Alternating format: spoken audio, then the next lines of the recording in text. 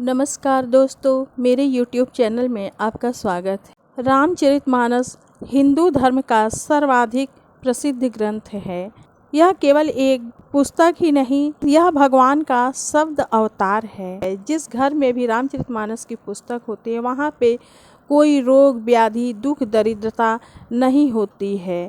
दोस्तों, हम सभी रामचरितमानस पढ़ना चाहते हैं, लेकिन हम हिंदी भाषी होते हुए भी हमें रामचरितमानस पढ़ना थोड़ा सा कठिन हो जाता है।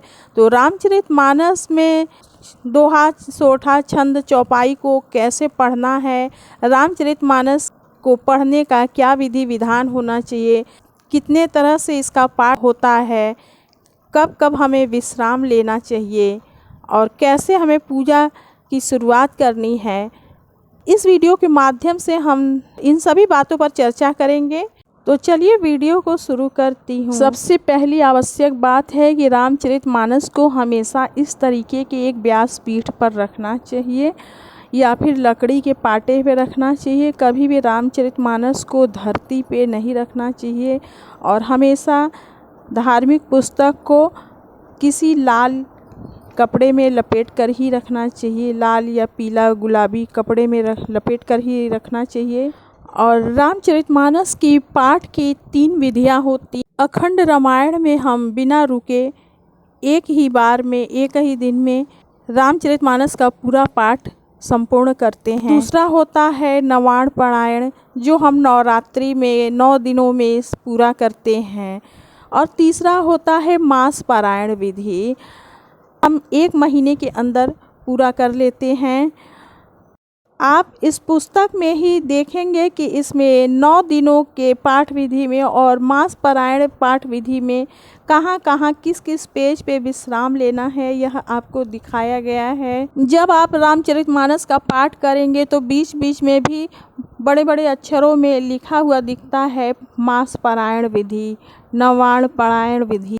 रामचरितमानस का पाठ शुरू करने से पहले आपको गणपति महादेव जी की, सीताराम की, चारों भाइयों समेत और हनुमान जी की पूजा कर लेनी चाहिए। फिर जैसा कि पुस्तक में दिया है, सभी देवी देवताओं का आवाहन कर लेना चाहिए। तो पाठ के शुरुआत में आपको थोड़ी सी बड़ी पूजा कर लेनी चाहिए, फिर आप देवी देवताओं का आवाहन कर लें। रामचरितमानस के पाठ के शुरुआत से पहले किस तरह पूजा पाठ करनी है, कैसे रामचरितमानस के पाठ का शुरुआत करना है, इस विषय पर हमने एक वीडियो बनाया हुआ है। आप चाहें तो उसे देख सकते हैं, इसका लिंक मैं आपको दे दूंगी। फिर आप अक्षत पुष्प से रामचरितमानस की पुस्तक की भी पूजा कर लें और फिर पाठ की शुरुआत करें। और यहाँ पे ये बालकांड में श्लोक दिया गया है, संस्कृत में श्लोक है, तो इसे आपको पढ़ना है। कठिन श्लोक है तो इसे आप कैसे पढ़ेंगे, इसे आप संधि विच्छेद करेंगे। जैसे कि यहाँ पे दिया है, वर्णानाम अर्थ संघानाम रसानाम छंदसामपि। तो ये देखिए आसान हो गया, इसको हमने 3 भागों में इसका संधि विच्छेद कर दिया।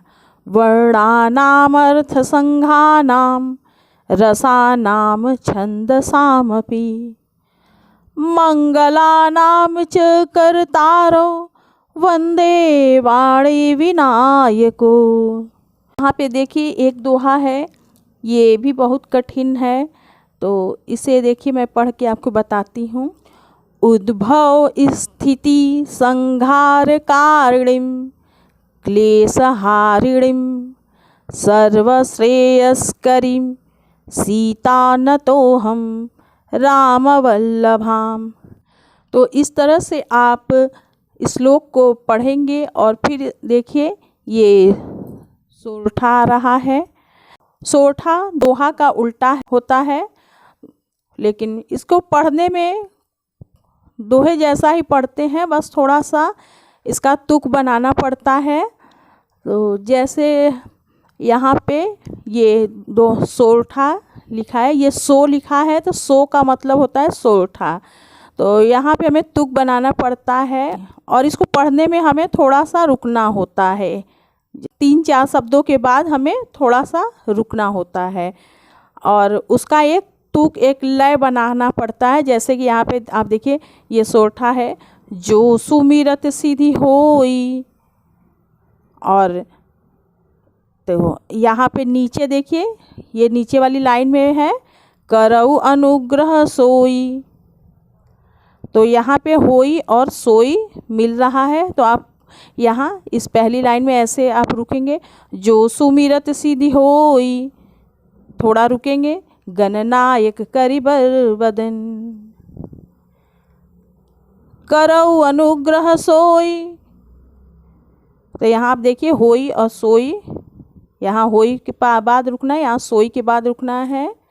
बुद्धि राशि शुभ गुण सदन, और ये लास्ट वाले में आपको नहीं ध्यान देना है, तुक नहीं मिलाना है, क्योंकि इसमें मिला होता है बदन और सदन, देखिए मिल रहा है। तो हमें केवल यहाँ सोरठा के शुरुआत वाली लाइन में ही थोड़ा सा तुक मिलाना पड़ता है। और आप चाहें तो सोरठा में शुरुआत में राम भी लगा सकते हैं, जैसे ये वाला है। तो ये दूसरा सोरठा है, तो मैं इसे आपको बताती हूँ। रामा मुख होई बाचाल, पंगु चढ़ई गिरि बर गहन, रामा जासु कृपा सो दयाल, द्रवऊ सकल कलिमल दहन। तो हमें कहाँ रुकना है, जहाँ मतलब 3-4 शब्दों के बाद हमें रुकना होता है सोरठा में, वो भी हमें उसका अर्थ बनना चाहिए। जैसे आप यहाँ देख रहे हैं, मुख होई बाचाल, मुख यानी गूंगा, होई बाचाल, कि भगवान की कृपा से गूंगा भी बहुत बोलने वाला हो जाता है। तो यहाँ मुख होई बाचाल तक एक अर्थ बनता है। अगर इसमें हम पंगु भी जोड़ देते हैं तो इसका अर्थ नहीं बन पाएगा। पंगु मीन्स होता है लंगड़ा, पंगु चढ़ई गिरि बर गहन, यानी कि लंगड़ा बड़े बड़े पहाड़ पर्वतों पे चढ़ जाता है। तो हमें सोरठा पढ़ते समय ध्यान रखना है कि एक तो ये देखिए, ये ऊपर की ये लाइन हमें मैच करनी होती है, जैसे मुख होई बाचाल और दूसरी लाइन में यहाँ जासु कृपा सो दयाल। तो हमें यहाँ देखिए पहली लाइन में बाचाल के बाद थोड़ा सा रुकना है, जासु कृपा सो दयाल, तो दयाल के बाद हमें मिलना है। बाचाल और दयाल एक दूसरे से मिल रहे हैं। दोहा है, ये दो लिखा है, अर्थात दो का मतलब जहाँ दो लिखा होगा उसका अर्थ होगा दोहा। तो इसे हमें पढ़ना है। जथा सुअंजन अंजी, थोड़ा सा यहाँ रुकेंगे, दृग साधक सिद्ध सुजान, कौतुक देखत शैल बन, भूतल भूरि निधान। तो आपको दोहा पढ़ने के बाद, जब भी आप दोहा पढ़ेंगे तो आपको सियावर रामचंद्र की जय, पवन सुत हनुमान की जय, हर हर महादेव की जय बोलना है। छ जहाँ लिखा होता है उसका मतलब होता है छंद। तो यह छंद हमें गाना है, मैं आपको गाकर बताती हूँ। मंगल करनी कलिमल हरनी, तुलसी कथा रघुनाथ की, गति कुर कविता सरित की, जो सरित पावन पाथ की, प्रभु सुजस संगति भनिति भली, होई है सुजन मन भावनी, भव अंग भूति मसान की, सुमिरत सुहावनी पावनी। तो इस तरह से आप जहाँ पे छ लिखा है वहाँ छंद को गा लीजिए। और अब देखिए यहाँ पे कुछ चौपाई दी है, तो मैं एक चौपाई आपको गा के दिखाती हूँ। मणिमाणिक मुक्ता छवि जैसी, आहि गिरि गज सिर सोहन तैसी, नृप किरीट तरुणी तनु पाई, लहई सकल शोभायधिकाई। तो आप चौपाई को जितना मगन होके, जितना भी सुंदर सुर लय ताल से आप गा सकते हैं, जितना मगन होकर गा सकते हैं वैसे आप गाइए। तो मैं आपको एक और चौपाई गा के सुनाती हूँ। जो अपने अवगुण सब कहाऊं, बाढ़ी कथा पार नहीं लहूं, ताते मैं अति अल्प बखाने, थोड़े महु जानी हैं सयाने।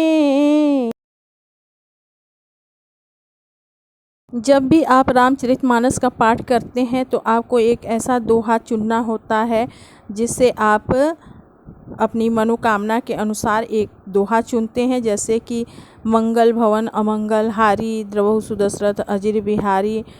जो भी आपको दोहा पसंद हो वैसा एक आप दोहा चुन लेते हैं और हर एक दोहा के बाद आपको वह बोलना होता है। और सियावर रामचंद्र की जय, पवन सुत हनुमान की जय, हर हर महादेव की जय प्रतिदिन आपको बोलना होता है।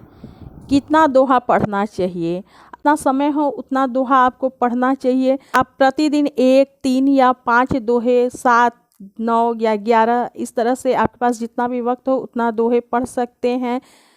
अगर आपके पास वक्त कम है तो आप कम से कम 3 दोहे अवश्य पढ़िए। अगर कभी कभी मन ऐसा होता है कि आपके पास बिल्कुल भी वक्त नहीं है तो आप 1 दोहा भी पढ़ सकते हैं। लेकिन अगर घर में रामचरितमानस की पुस्तक है तो आप एक ही दोहा पढ़िए, पर प्रतिदिन रामचरितमानस को पढ़ना ज़रूर चाहिए।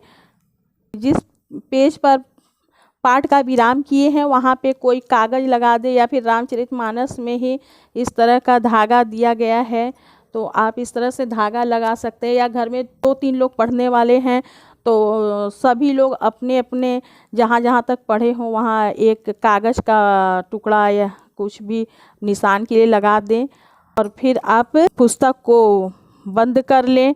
और जब दूसरे दिन आप पुस्तक को खोलते हैं तो आपने जहाँ पे दोहा को समाप्त किया है, जैसे कि आपने यहाँ इस दोहे पर यहाँ समाप्त किया है तो आप दूसरे दिन यहाँ आगे से अगर पढ़ते हैं तो आपका पाठ खंडित हो जाता है, आपकी तार टूट जाती है।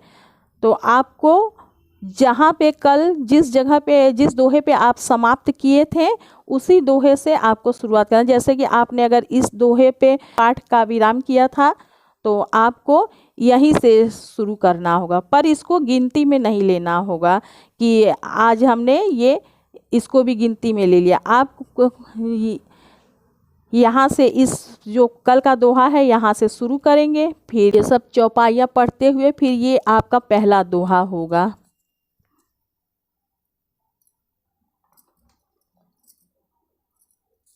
और फिर ये आपका दूसरा दोहा होगा और यहाँ ये तीसरा दोहा होगा। तो इस तरह से आप जब संपूर्ण पाठ कर लें तो पुस्तक को बंद करके फिर से कपड़े में बांध करके इसे रख लें और दूसरे दिन जब फिर से पाठ प्रारंभ करें तो आप केवल पुस्तक की अक्षत चंदन पुष्प से पूजा करके पाठ का आरंभ कर सकते हैं। तो उम्मीद करती हूँ ये वीडियो आपको उपयोगी लगा होगा। दोस्तों, मैं रामचरितमानस के पाठ की सीरीज शुरू करने जा रही हूँ, तो आप रामचरितमानस की कथा सुनने के लिए इस चैनल को सब्सक्राइब कर लें, बेल आइकन को प्रेस कर दें। फिर मिलती हूँ, तब तक के लिए जय सिया राम।